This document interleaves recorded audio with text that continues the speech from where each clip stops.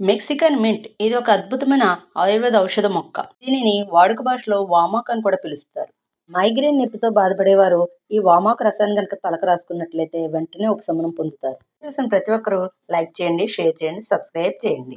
చర్మ వ్యాధులు ఉన్నటువంటి వారు వ్యాధి ఉన్న చోట ఈ ఆకు రసాన్ని కనుక రాసినట్లయితే ఉపశమనం కలుగుతుంది. జుట్టు సమస్యలు ఉన్నవారు కూడా వామాకు రసాన్ని తలకు అప్లై చేసినట్లయితే వెంటనే ఉపశమనం కలుగుతుంది. ఈ వామాకును కనుక రోజుకొకటి తిన్నట్లయితే గ్యాస్ సమస్యలు రాకుండా ఉంటాయి మరియు అజీర్తి, మలబద్ధకం వంటి సమస్యలకు చెక్ పెట్టవచ్చు. వామాకులను కర్పూరవల్లి అని కూడా పిలుస్తారు. ఇది శరీరంలోని ఫ్రీ రాడికల్స్ని బ్యాలెన్స్ చేస్తుంది మరియు పుల్లటి తెనుపులు రాకుండా నివారిస్తుంది.